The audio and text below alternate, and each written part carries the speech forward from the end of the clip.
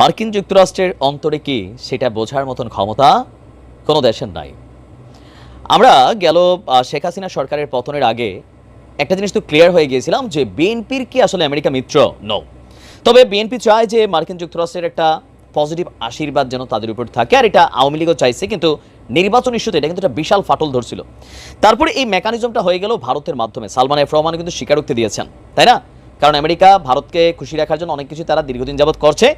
আর এখন আইসা ভারত এবং বাংলাদেশের মধ্যে অন্তর্বর্তীকালীন সরকারের সাথে যে একটা ফাটল আছে, স্পষ্টত অনেক কিছুতে নানান ধরনের বক্তব্য দ্বিবক্তব্য, বাংলাদেশের শক্ত ভূমিকা যাচ্ছে, সকল কিছুতে এই জিনিসটা একটা চ্যালেঞ্জিং ইস্যু হয়ে উঠছে আস্তে আস্তে।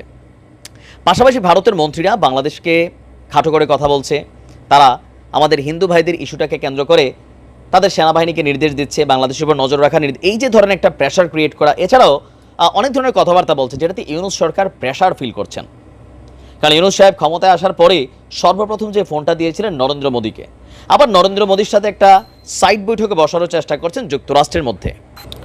আবার ডক্টর মোহাম্মদ ইউনূসেরও একটা বিশ্বস্ত মিত্র প্রতিম ভাতৃপ্রতিম রাষ্ট্র হচ্ছে মার্কিন যুক্তরাষ্ট্র। আপনি যদি খেয়াল করেন বেগম খালেদা জিয়ার ইস্যুতে মার্কিন যুক্তরাষ্ট্রের পররাষ্ট্র মন্ত্রণালয় কোনো রকম কোনো বক্তব্য দেয়নি, তার একটু সুস্থ চিকিৎসার জন্য সরকারকে কোনো মেসেজও দেয় নাই।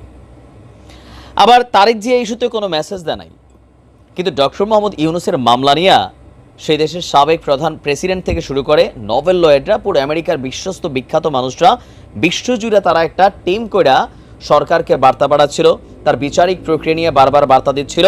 তো বোঝাই যাচ্ছে ডক্টর ইউনূসের সাথে মিত্রটা পজিটিভ। তো আমেরিকার এখন একটা জায়গা আসছে কোনটা, যে বাংলাদেশে যে লোকটা বসে আছে এটাও আমার লোক, আমার লোক মিন্স হচ্ছে আমার বন্ধু লোক, আবার ভারত তো আমার বন্ধুই। এখন দুই বন্ধু যখন ঝগড়া একটা অবস্থান তৈরি হচ্ছে, তখনই হয়েছে ঝামেলাটা। এখন এই ঝামেলা থেকে ডক্টর ইউনূসকে মুক্ত করে একটা সুপ্রিম পাওয়ার দিতে যাচ্ছে মার্কিন যুক্তরাষ্ট্র, ভারতের প্রভাবটাকে মুক্ত করতে যাচ্ছে মার্কিন যুক্তরাষ্ট্র।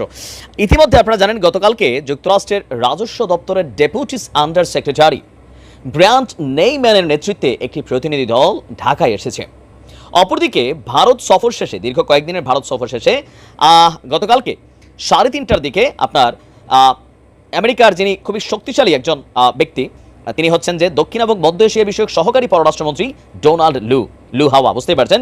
সেই লু গতকালকে বিকেল 3:30টার দিকে দিল্লি থেকে আপনার শাহজালাল আন্তর্জাতিক বিমানবন্দরে অবতরণ করেছেন। আজকে আমি যখন নিউজটা করছি তাদের মধ্যে একটা বৈঠক হবে, সেই বৈঠকে দিল্লি যেন ঢাকাকে ডিস্টার্ব না করে, ঢাকাতে কোনো প্রভাব বিস্তার না করে সেই বার্তাটা দিবে। সেই মেসেজটা সম্ভবত ওইখানে দিয়ে আসছে, এটা এসে ইউনূস সাহেবকে বলা হবে যে আপনি আপনার মতো কাজ করেন। কারণ দিল্লির প্রভাবটা আসলে কিন্তু পরে আমরা যারা বাহিরে বাহিরে আছি, কিন্তু আপনি দেখেন আমাদের ডক্টর ইউনূস সাহেব তিনি সরাসরি বলছেন ভারত যেহেতু আমাদের একমাত্র প্রতিবেশী দেশ, ভারতের সাথে যে কোনো মূল্যে একটা ভালো সম্পর্ক রাখতেই হবে। কারণ ভারত একটা চাপ প্রেশার তৈরি করে রাখছে, হয়তো পেছনে নানানভাবে দেশে অনেক ধরনের ঘটনা ঘটছে। এই যে আমাদের হিন্দু ভাইরা হঠাৎ করে এক দফা দাবি নিয়ে চলে গেল, হাজার হাজার মানুষ, তো এগুলোতে ডিস্টারবেন্স একটা অবস্থান তৈরি হচ্ছে।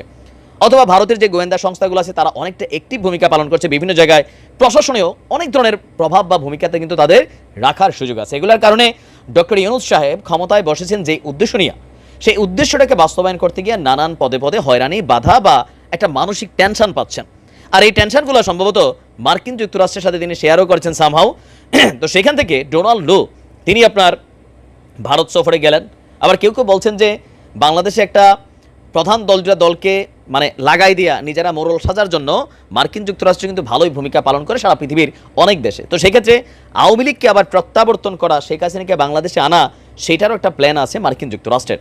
বাট রাইট নাও আমেরিকার প্ল্যান হচ্ছে যে আপনার কি বলা হয় যে ডক্টর ইউনূসের সরকারকে স্থিতিশীলভাবে কাজ করতে দেওয়া। আবার এই স্থিতিশীলতার জন্য অর্থনৈতিক যে ঝামেলাগুলো আছে সেগুলোতেও ফোকাস করতে চায় আমেরিকা বলছে যে বাংলাদেশের সাথে অর্থনৈতিক এবং উন্নয়নমূলক সম্পর্কের জোরদার গুরুত্ব দেবে ওয়াশিংটন। এছাড়া বাংলাদেশের বর্তমান যে সংকট সেইটা উত্তরণের জন্য যে চাহিদাগুলো কী সেটাও জানতে চাইবে, এমনকি এই বিষয়গুলো নিয়ে কিভাবে সহযোগিতা করা যায় সেই বিষয়ে আপনার একটা ব্রিফিং হবে নিজেদের মধ্যে।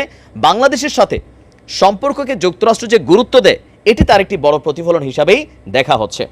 তার মানে দিল্লির প্রভাব মুক্ত করার জন্য যতটুকু সম্ভব ভূমিকা রাখে আমেরিকার এই মুহূর্তে দরকার সেটাই তারা পালন করবে। তবে ভারত আসলে এই কাজটা কতদিন করবে বা এখানে কি সেটেলমেন্ট হইলো, আসলে কি হইলো, এটা আসলে ভেতরে একটা সিক্রেট ইস্যু, হয়তো আমরা বাহির থেকে জানবো না।